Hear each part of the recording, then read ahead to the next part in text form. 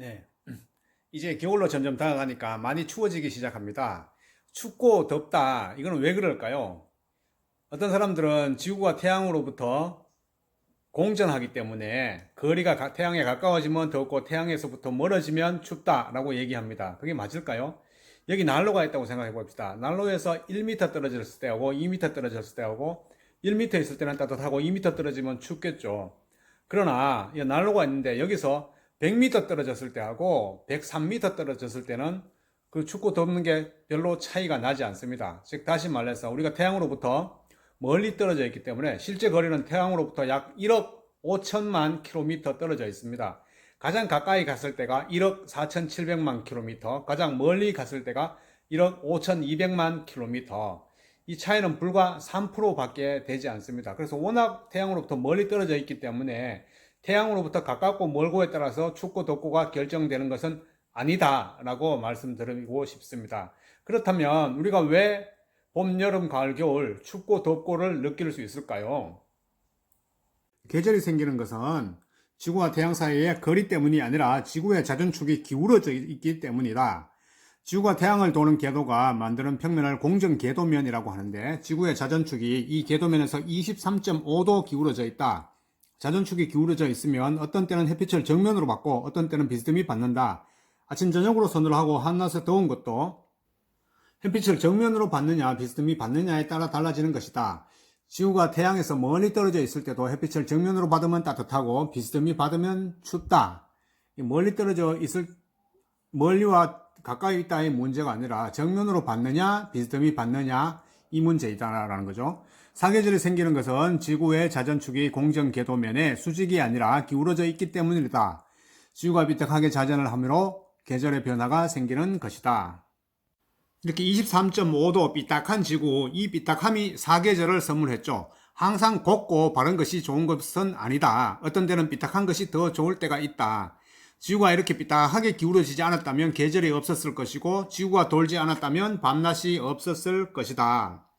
그렇기 때문에 아마 시간도 없었을지도 모르죠. 시간이란 변화에 대한 인간의 관념일 뿐 변화가 없는 세상에 어떻게 시간을 느낄 수가 있겠습니까?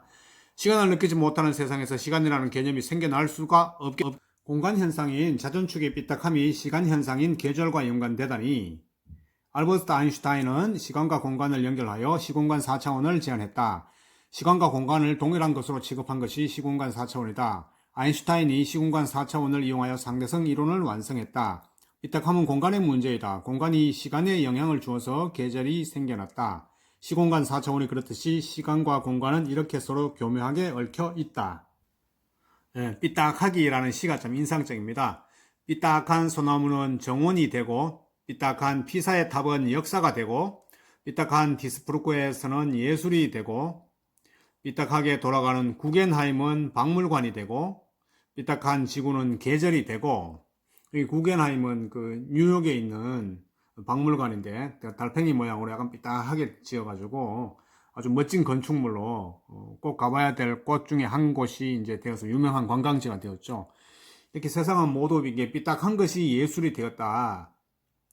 삐딱한 것이 값어치가 더 있게 되었다라는 것을 이제 강조하는 시가 되겠네요. 근데 사실은 알고 보면 우리의 신체도 완전 좌우 대칭이 아니고 이제 약간 삐딱하게 되어 있습니다.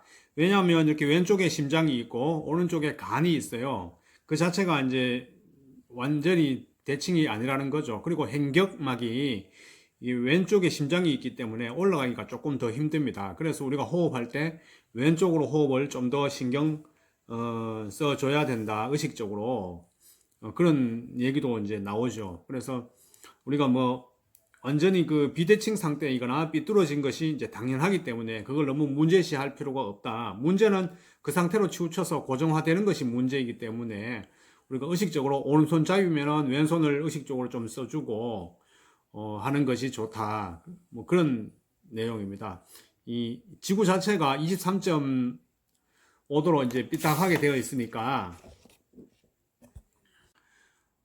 지구 자체가 하나의 예술 작품이 아닐까요? 항상 보면 예술은 고든 것보다 약간 좀 삐딱하게인 것이 바로 예술인 경우가 많죠.